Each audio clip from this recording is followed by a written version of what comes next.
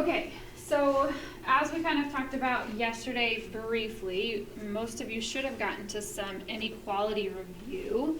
We are going back into inequality, something that we dove into in trimester 1, way back in I think chapter 2. So we're back and we're going to do some more.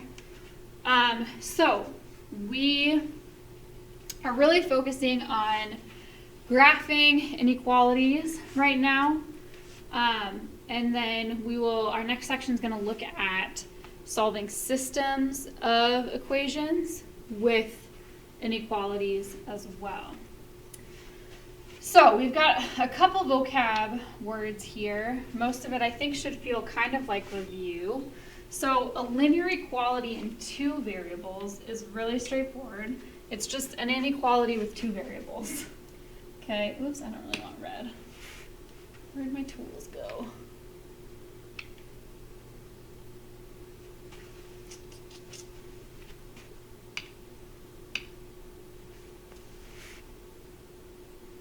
Maybe, okay, whatever. An inequality with two variables. And here's kind of a standard way to write this. Would be ax plus by, and then I would have some inequality here, and then c. So that blank could either be less than, greater than, less than or equal to, or greater than or equal to, right? An inequality means that I'm going to do, there they go. I'm not using an equal sign, right? Inequality, not equal, I'm not using an equal sign. Okay? That is a linear inequality in two variables. It can also have a solution of linear inequalities. So that's going to be an ordered pair.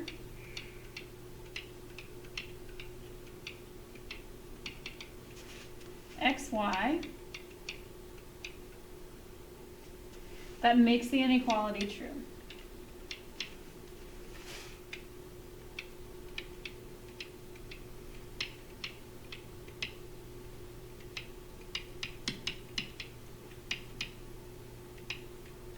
It's an ordered pair XY that makes the inequality true. So let's say in this first example I had,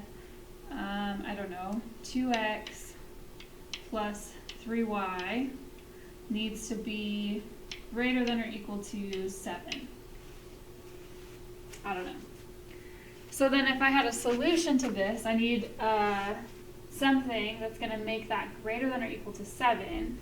So I don't know, let's do like 2, 3. Okay, if I had the solution 2, 3, 2 times 2 is 4. 3 times 3 is 9. 4 plus 9 is 13. 13 is greater than or equal to 7. That's the solution, right? So it's just an ordered pair that makes the inequality true. This graph is going to be where we've kind of are going to deviate from what we've talked about before. So normally when we have talked about inequalities in the past, the way that we graphed them was on a number line, right? So if I had that this was greater than or equal to 7, I would have this on a number line. We would either use an open or a closed dot, and then we would use an arrow pointing in the direction that that inequality is true for, right? So in the case of 2x plus 3y is greater than or equal to 7, I would use a closed dot because it includes it, right? And my arrow's pointing to the right because it's all values that are greater than 7. And we are going to do something a little bit differently now. So when we graph a linear equality, it is going to be a dotted or solid line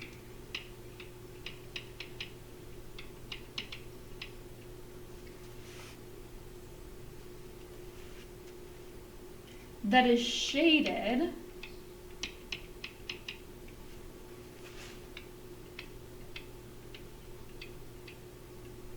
that is shaded where the inequality is true.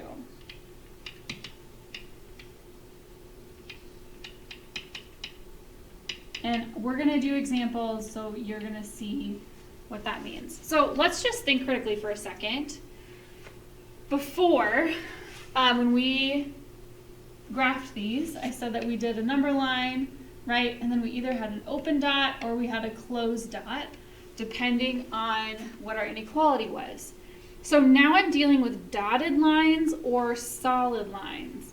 So if we think about which inequalities are going to give us dotted lines versus solid lines, it's a very similar concept to the open circle versus the closed circle. So if I just have a less than or a greater than, I'm going to use a dotted line. If I have less than or equal to or greater than or equal to, I'm going to use a solid line. Okay, same concept as the open dot, closed dot, just looks a little bit different now, okay? So when we graph a linear inequality, what we're going to be doing is we're going to be graphing lines, okay? We're going to be graphing the lines using either a dotted line or a solid line, and then we shade the part of the graph where the inequality stays true, okay? And we will do examples. It will make sense, I promise. So then this last one, half planes, is not a super important concept for you to know. But essentially what this means is that when an inequality is graphed, inequality is graphed, it splits the coordinate plane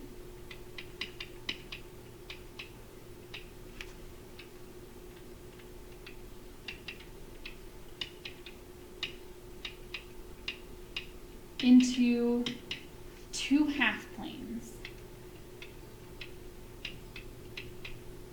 Okay, so if we're looking at, so like let's just, I don't think I have a graph on this page, but I think I have one over here. So if we're looking at this graph, right, and this is just arbitrary, if I draw a line here, here's my inequality, right? Now what I have done is I have a half plane over here, and I have a half plane over here, right? So that's what that's talking about, is when I draw a line, I split my coordinate plane, I split my graph into two separate coordinate planes, or two half planes on the same graph. That's just what that's talking about visually. Okay? All right, so that's our vocab. Now, we're going to have to remember some terms, some things that we've talked about in the past. Okay, so when we're graphing things, our important pieces are the slope and our y-intercept, right? And we have special ways that we can figure out what the slope and y-intercept of any graph is, or any equation is. So remember, slope-intercept form, our equation is y equals mx plus b, where my slope is the m, the value with my x, and my y-intercept is b, the value by itself. Okay? That's how I always remember that. Slope is with x, and b is by itself. So even if it's written in the form b plus mx, it's the same thing. So your y-intercept could come first, depending on how your equation is set up, but it's the same thing. The number by itself is your y-intercept. The number with x is your slope. Okay? If that's easier for you to remember that way. That's slope-intercept form. We also have standard form, so that's our ax plus by equals c. We have a tricky way to remember slope. It's opposite a over b would be my slope. The y-intercept then is I would take c divided by b. And that's how I figure out my slope and my y-intercept. Remember that if you're looking at things in standard form, again, it may not always be this clean. Your a value goes with x, your b value goes with y, your c value is by itself. Okay, so just pay attention to where those letters are and where they are in relation to the variables, right? So when I have opposite a over b, I'm taking the a value, the opposite of the a value, and dividing it by the b value. So the number with the x and the number with the y. Okay, so that's standard form. I have a horizontal line. Horizontal lines look like this. Y equals some number. Okay, the slope of a horizontal line is just 0, doesn't matter. And then the y-intercept is whatever the number is. So if I had y equals 2, that just means I have a horizontal line through the y-intercept of 2. That one's pretty straightforward. You could have a vertical line. Vertical line looks like this. X equals some number. Its slope is undefined. Remember, we can't do that. We would divide by 0. You can't divide by 0. There is no y-intercept. None. This is a vertical line.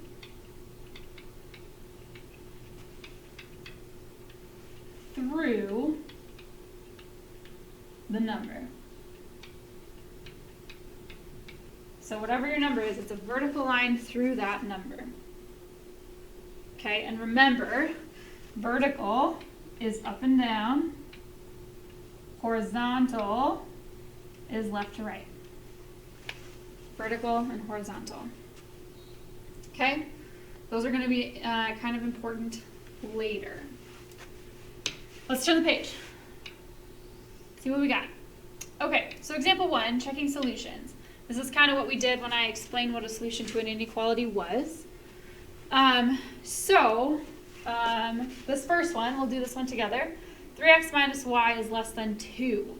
So in order to figure out if an ordered pair is a solution to the inequality, all I need to do is plug that ordered pair back into my inequality. So I would take 3 times negative 2 minus 2, and I'm wondering, is that less than 2? Well, 3 times negative 2 is negative 6, so I have negative 6 minus 2. Is that less than 2? Negative 8 is less than 2. This is a yes. That is true. That one is a solution to the inequality. Okay, so I want you to do part B on your own. I realized that I forgot to put a point in here. So the point that you are going to check is the point 1, 3. So I want you to decide whether or not the point 1, 3 is a solution to the inequality. So go ahead and do that on your own. We'll pause this, and then you can check back your answers with mine when you're done.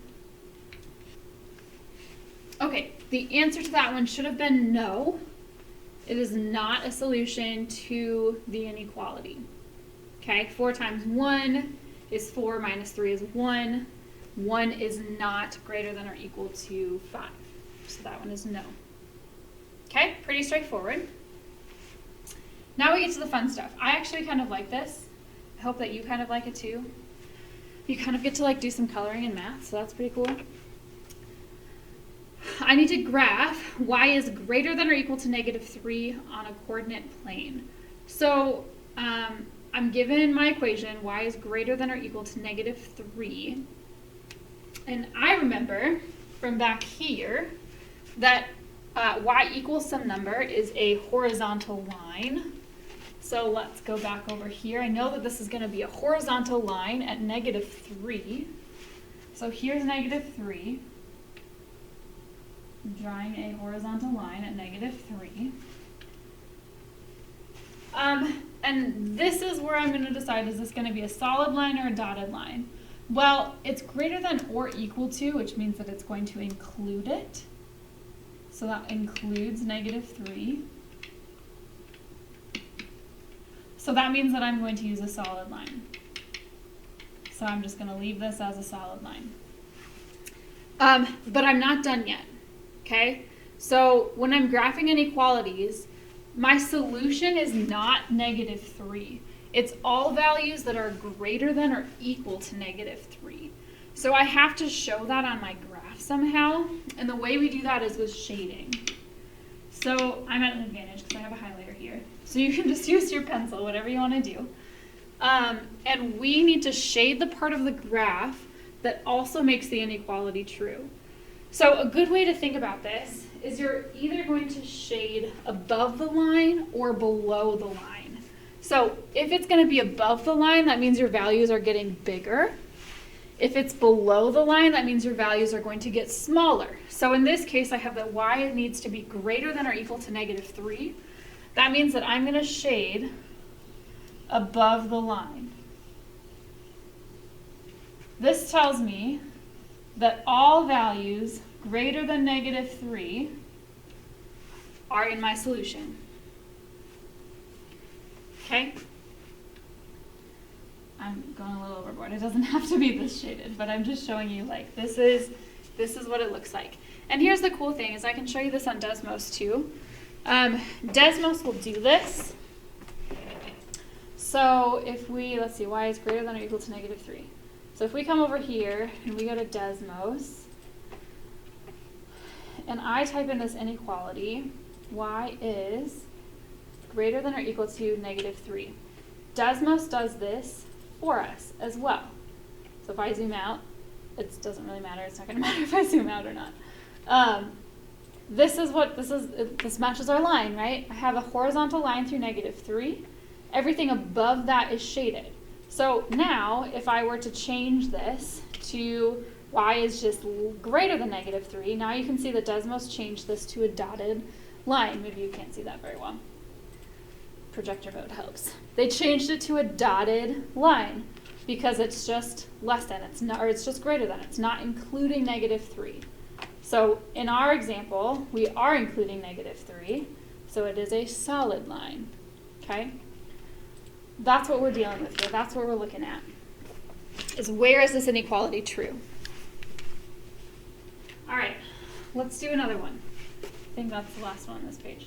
It is. All right, turn the page. Let's see. Well, we'll do all these together. You're going to do a couple on your own anyways. Okay. Graph x plus y is less than 2 on the coordinate plane. So as of right now, it's not in slope-intercept form. It is in standard form. So I could figure out the slope and y-intercept just from that, but it's just as easy to put this in slope-intercept form. So I'm going to change it to slope-intercept form. So to do that, I want to get y by itself, right? And so what do I need to do in order to get y by itself? I need to subtract x from both sides. So I'm going to subtract x here, subtract x over there. Now I'm just left with y is less than 2 minus x. Okay? So I'm going to graph my line.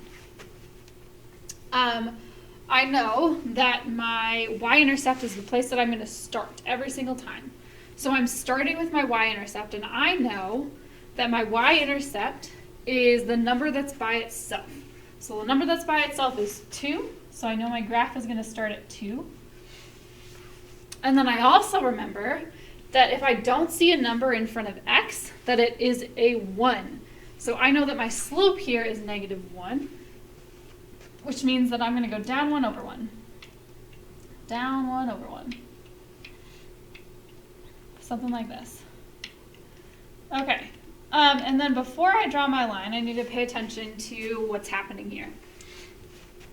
So I have that y is less than 2 minus x. So does that mean that I am including 2 minus x in my solution set? I am not. So because I'm not including it, not included, I need a dotted, oops, that's a P. I need a dotted line.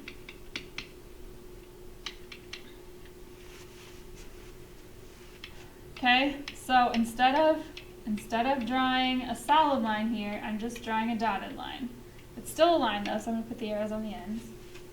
Here's my dotted line. Now I have y is less than 2 minus x. So I'm going to take my handy dandy highlighter and I'm going to shade below the line because it's less than. Oops, that's not what I wanted.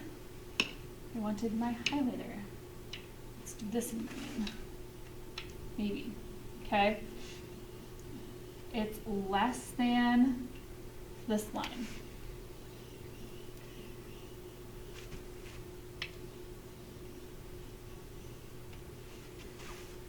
Okay, so my solution then is right below the line like this. Okay? All right, everyone's favorite part when we do word problems. So, here we go.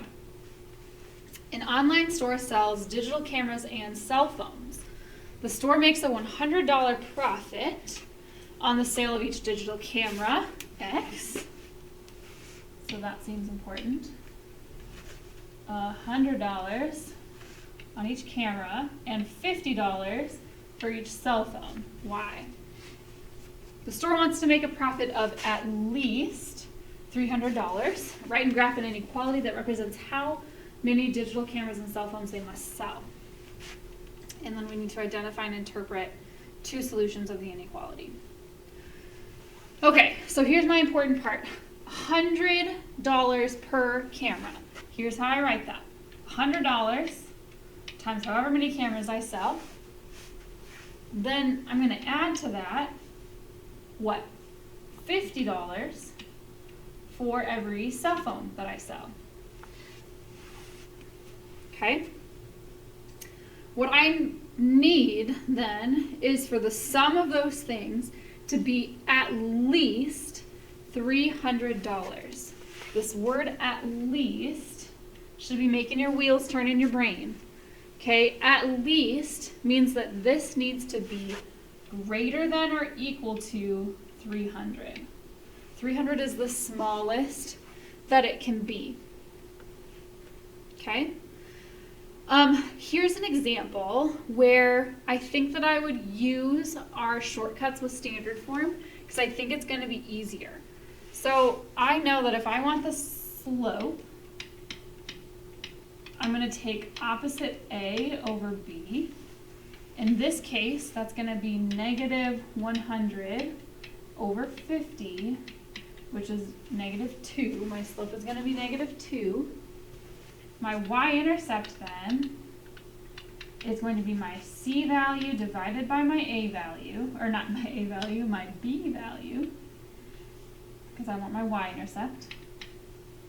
So 300 divided by 60 is going to give me 5. So, oh, not 5, it's, yeah. Oh, I did it the other way around.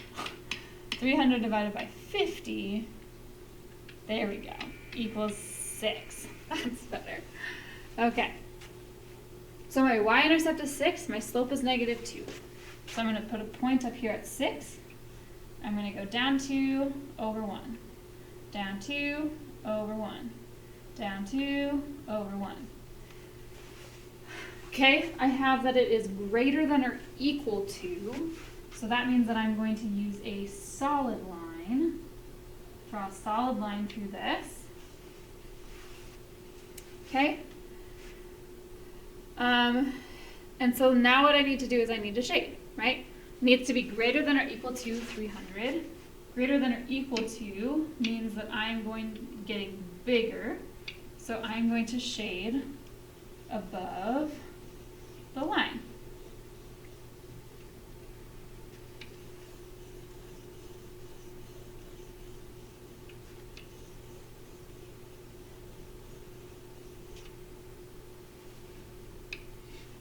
Okay, so I'm not done yet entirely. What it wants me to do is identify and interpret two solutions of the inequality. So here's what I'm going to do. I'm going to put 2 points on here, and I want you to tell me what that means. So here's the first one. And then let's do this. Okay, so here's my 2 points. I picked 2 points for you. What do those two solutions mean in terms of this situation? So go ahead and talk to someone around you. What is it that these two things mean? Pause this quick, and then you can start it back up again when you're done talking. Okay, so here's really what you should have talked about. With the 0.14, what that means is that I sold 1 camera and I sold 4 phones. Right? In this other case, 30, that means that I sold 3 cameras and I sold 0 phones. Right? But in this case, that only gets me to that $300, right? So this is like my minimum that I can sell. So this isn't just like what I did sell in one day, and maybe I did, but what this is representing really is the minimum number of each that I need to sell in order to make a profit. So this isn't saying, well, I only sold 1 camera and 4 phones today. No, that just means that if I sold 1 camera, I would need to sell 4 more phones in order to meet my minimum. Can I go over that? For sure I can go over that. In fact, I would want to go over that because that means that I'm making more profit than I was before, right? And so obviously you can do more than these things, but this is kind of like our baseline. This is the minimum. This line right here is our minimum profit that we can make. Everything above that is just icing on the cake, right? It's just the cherry on top. Okay. Let's flip it. A lot of this is just going to be practice that I want you to do on your own. All of this is practice I want you to do on your own. Okay, so we're just going to walk through it, and then I'm going to have you work on this. You may work with a partner if you would like to. So, part A is I need to write an equation. Equation means that it would be an equal sign. So write the equation that goes with the dotted line. That's part A. Part B says that the solutions of an inequality are represented by the shaded regions. In words, describe the solutions of the inequality. So what's happening? Where are your solutions? What does that mean? Part C, write an inequality that represents the graph. Which inequality symbol did you use? And tell me why. Okay, so you have 4 options, right? It can be less than, greater than, less than or equal to, or greater than or equal to. Which inequality are you using? And then explain to me why it is that you use that inequality. How did you know which one to use based off of the graph? Okay, that's the first part. And then these last parts, these last 4 here, are opportunities for you to practice graphing on your own. So here's what you need to do. You are pretending that this is a line, right? This is a y equals. We can do this first one together. How about that? And I'll have you do the rest on your own.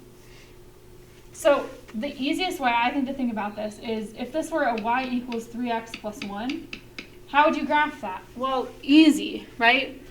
My y-intercept is 1, so I'm going to put a point here at 1. My slope is 3, which means I'm going to go up 3 over 1, down 3 over 1. I can't do any more than that. Okay, so this is what if I were to just draw a line, what that would look like. But now I need to pay attention to the inequality. So my inequality says that y is less than 3x plus 1. This less than means that I'm going to use a dotted line. So I'm going to make my dotted line. It doesn't have to be perfect, but just so that I know that it's not solid, right? Y is less than 3x plus 1. That means then,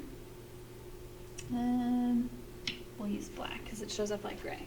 It's less than, which means that I'm going to go below the line and not above it, right? So I'm going to shade down here, below the line. I'm shading below the line. Okay, so you're going to go ahead and do that for the other 3. if you finish all of this and there's still time left, I would like you to work on another IXL. I have those IXL inequalities in Canvas, so go ahead and complete another one. Remember, you have to get to 90 in order to move on from that exercise. Okay, that's all for 5.6 then.